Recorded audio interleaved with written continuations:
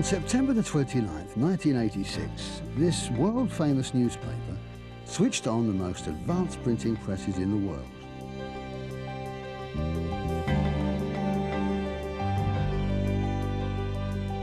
In what looks like a glass palace built on the mud flats of the Thames, this new print facility may look incongruous, but it symbolises one of the most dramatic revolutions in our history since William Caxton first introduced the printing press.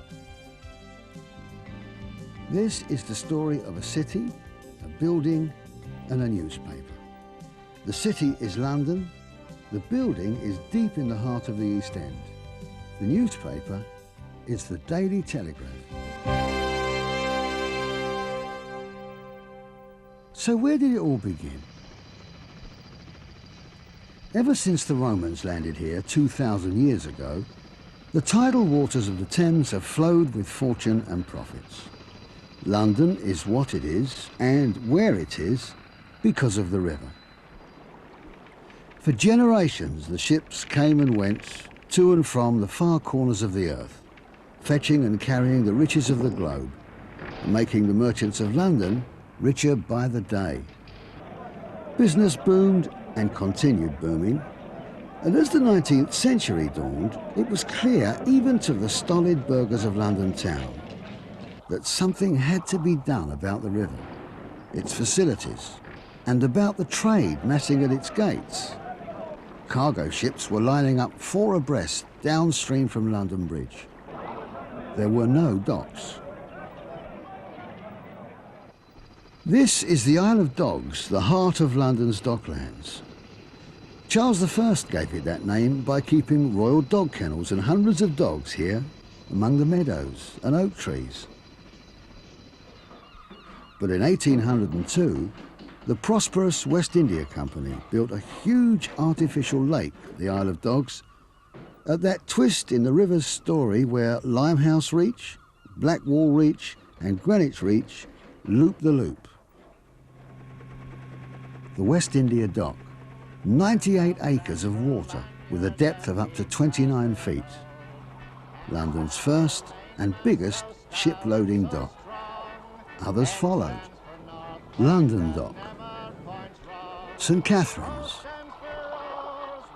Millwall, Royal Albert, Tilbury, and at last, the George V. Merrily, cheerily, so merrily are we, no mortal on earth like a sailor at sea. The growth of Dockland was a reflection of the growth of London. The town was poised on the brink of the greatest population explosion in history. When the West India Dock was built, there were 1 million mouths to feed in London. By the end of the century, the population had doubled and doubled again. By the time Victoria died, there were nearly 6 million Londoners.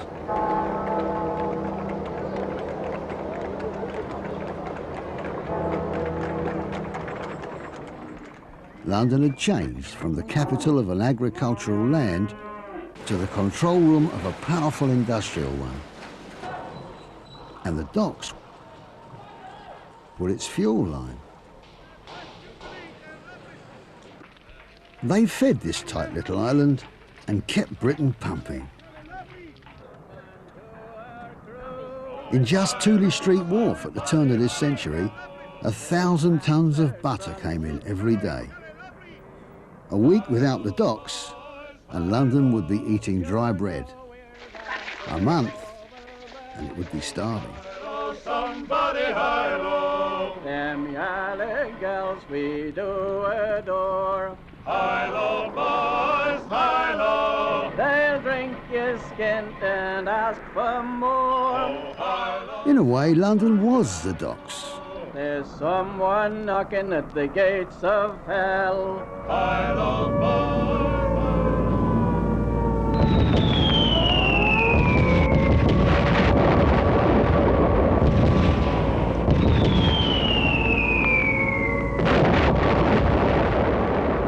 And that was why in the Second World War, Hitler tried so desperately to wipe them out and win the war at a stroke.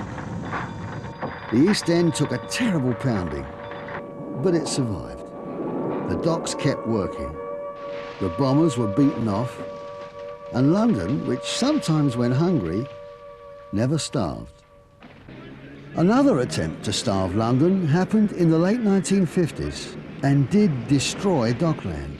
Industrial disputes, arguments between management, threatened strikes. They'll do what they like. You want to go and take a photo, the blokes will be out of work. And the name Jack Dash, the unofficial Dockers leader, became famous for a little while. That I am the man. The liaison committee which I'm member of is going to throw the sand in the machines. People are going to suffer here that's had a living for a long, long time. A lot of go to different jobs where they won't get the same conditions and the same money. Ultimately, the solution was containers. Containers, a new idea which speeded up the business of trade and threatened the seat of British trade unionism. Each one a mini warehouse, they cut out the need for dockers. I named this ship Encounter Bay. May God bless her and all who sail in her.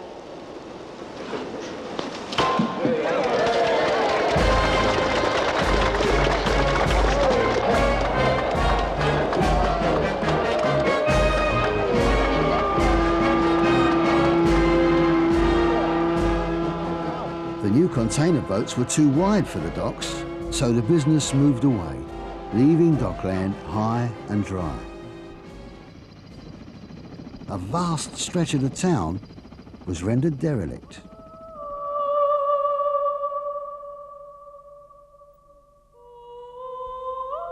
The once teeming wharves became ghostlands. The face of the waters lay undisturbed. All of a sudden, Londoners noticed nearly 1/10 of their city was empty. London had what it hadn't had for a century, lots of empty space.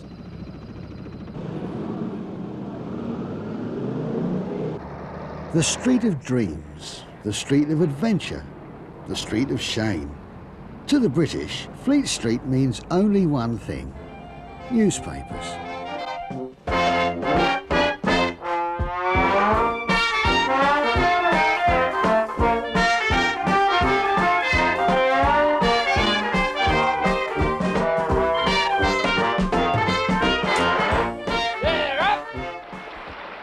The street takes its name from the Fleet River, a fast-running torrent 40 feet underground. Once it was open to the skies. It had quays and watermen and more sewage than was sensible. By the end of the 17th century, the Fleet was a scandal you could smell for miles. One day, a drunken butcher, staggering home in the small hours of a frosty winter morning, fell in and was frozen to death. So they bricked the river over, buried it, so to speak, along with the butcher, much to the dismay of the locals, who had been dumping their rubbish in its frothy waters for years. Medieval monks were producing illuminated manuscripts or books by hand around Fleet Street for centuries. And when Caxton turned up with his press in the late 1400s, he probably had the same problems computers have today. But the monks left their mark. Ecclesiastical terms still survive in printing: mothers and fathers of the chapel, flong, font, stones, and so on. So when the great press barons moved in, the street was already greatly ennobled and steeped in tradition. The buildings they built during Fleet Street's heyday somehow reflected the attitudes of the titles themselves. The Daily Telegraph was one of the first arrivals, around 1830.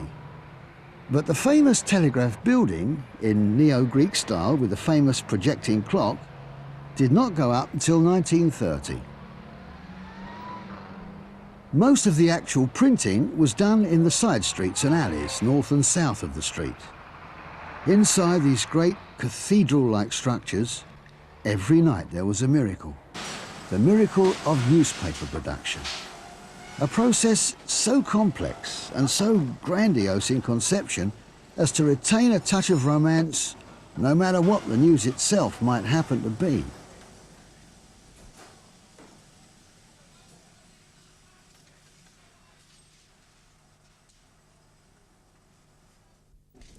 Life was always a rush. The Telegraph went to press at 9:50 at night. 9:51 was tomorrow, and still is come to that. At the Telegraph, linotype or hot metal machines built in the 1930s were used to assemble the blocks of print. This was newspaper printing until the mid-1980s. A process belonging to the past now, rendered antique by technological revolution. But spare a thought for the old ways.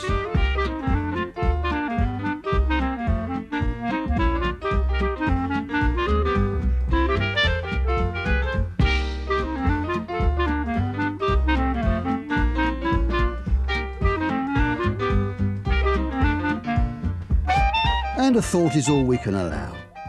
Printing newspapers had to become more efficient, limit the power of the workforce, reduce costs, and grasp new technology. If that meant leaving Fleet Street and starting again, then so be it.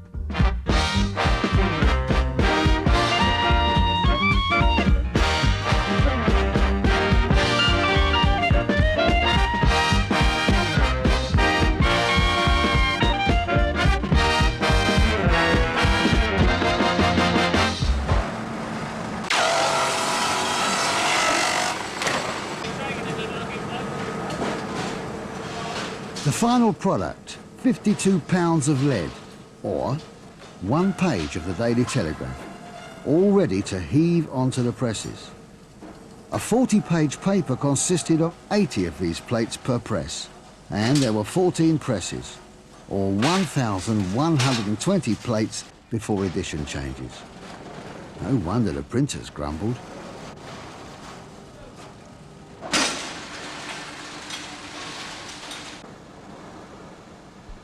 The old presses were beautiful, Rolls-Royces of the industry, and like some Rolls-Royces, they at last became antiquated. They were built in 1928, at a time before television and talking pictures and transistors had taken away their monopoly. They were the slender link between world news and the British population. They kept rolling even when the Luftwaffe kept bombing. These temperamental old machines at the Telegraph turned out over 1 million copies a night, and they were deafening as they roared and clattered out the latest sensations.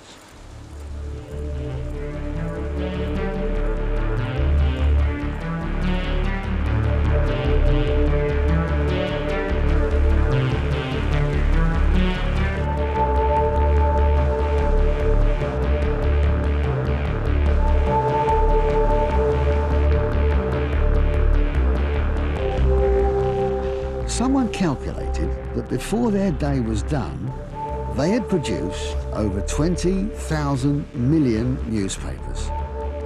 No wonder once in a while they broke down. But they started breaking down more often, until finally they were shut down altogether.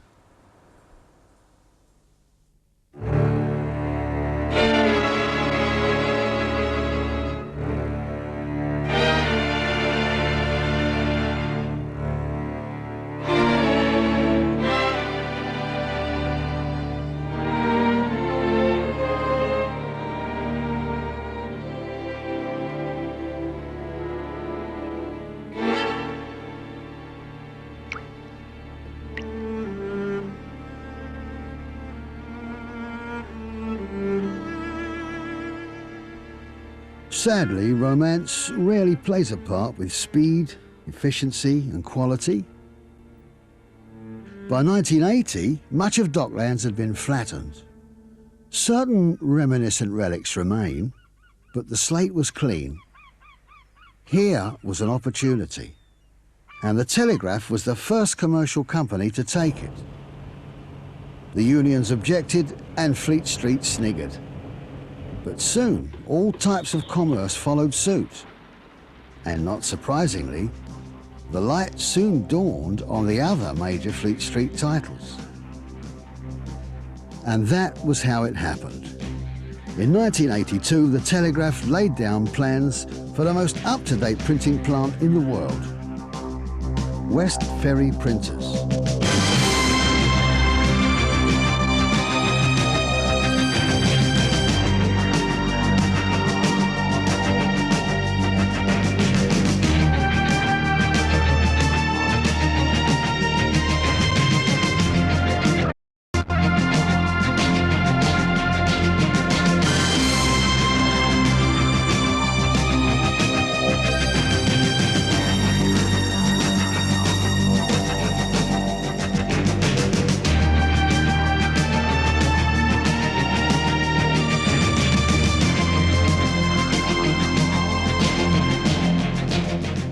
By the time the Daily Telegraph commissioned the surveyors to plan the foundations, the old West India Company was long since gone.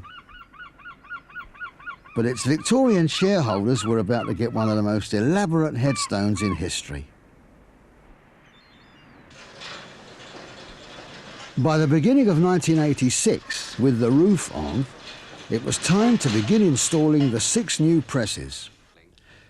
The problems were daunting, and much credit for the smoothness of the operation is due to the equipment suppliers. The presses from Goss and their installation by Beck and Politzer.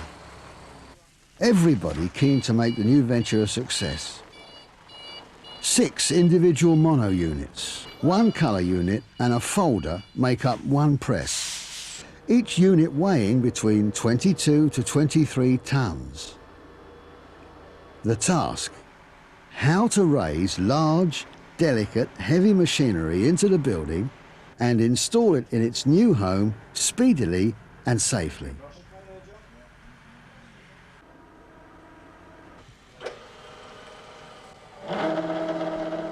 The solution: 2 rails, a small trolley and a hoist gantry system.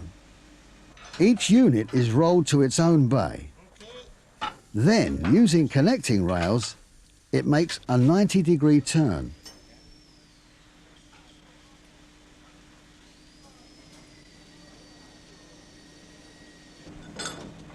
Attached to the hoist, a mobile gantry swings it into position. Surfaces are cleaned and oiled to ensure a perfect match.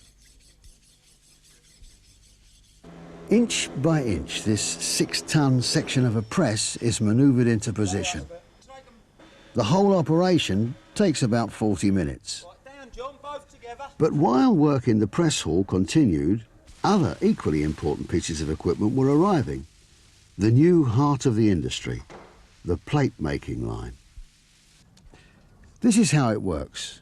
Simplicity itself. Copy is fed into visual display terminals and justified into columns. Everything is stored in the massive central processing units, then recalled and photoprinted when needed. Each page is assembled and faxed over the telephone lines. Westferry printers receive it, clean off any spots, then, at the push of a button, pass it through.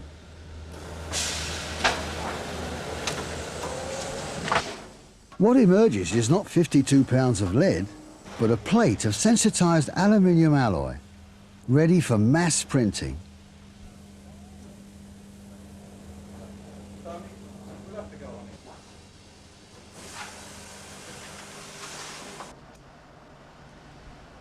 Web offset printing is one of the most sophisticated methods of printing currently available. 8 plates are fixed in position on each cylinder. When inked, the image is transferred to the impression cylinder above, which makes contact with the paper. The improvement on the old system is enormous.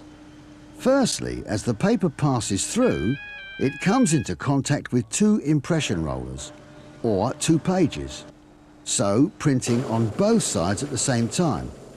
That's time cut in half for a start. Secondly, there's a major improvement in legibility, photographic and print definition. The entire system is controlled by computer. The operator knows the precise condition of the press at any moment. He knows, for instance, the ink densities and can change them as necessary at the touch of a button. He constantly monitors and checks the quality of the first copies and waits until he's satisfied everything is in order. Then he gives the go-ahead for full-speed mass production.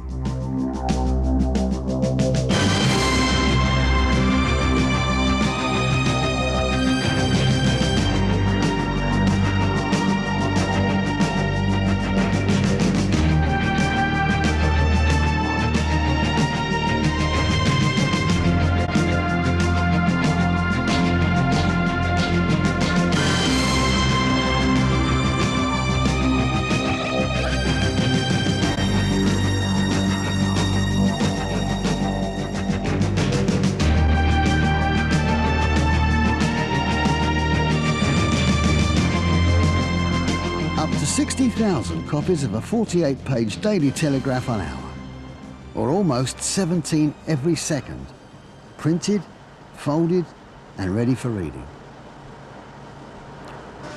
Each roll of newsprint is 13,200 metres long. Ingeniously, the press knows when paper is running low and will order more. It's the press which sends a signal to one of the robots, highly sophisticated and fully automated, tame derelict.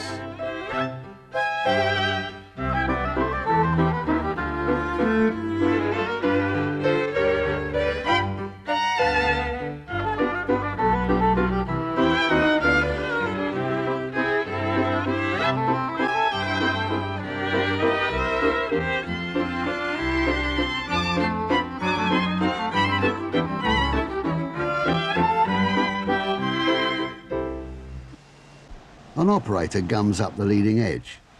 The press knows paper is running short, so cues the next roll to start running up to speed. When the running speeds are matched, the old roll is cut, and in a split second the outgoing picks up the incoming. Moments later, the 14 copies printed over the join are dumped. From the press hall, the paper flows out into a fully automated publishing room. The copies are stacked in quires. The monks are even remembered here. One quire was 8 sheets of parchment.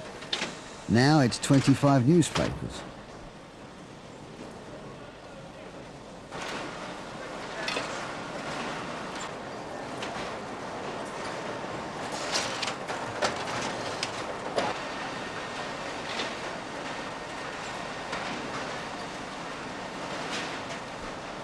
The destination is shown on each bundle, which rail station, newsagent, airport or collecting point. The British are, per capita, the greatest buyers and readers of newspapers in the world. Every day, millions of them will choose the Telegraph.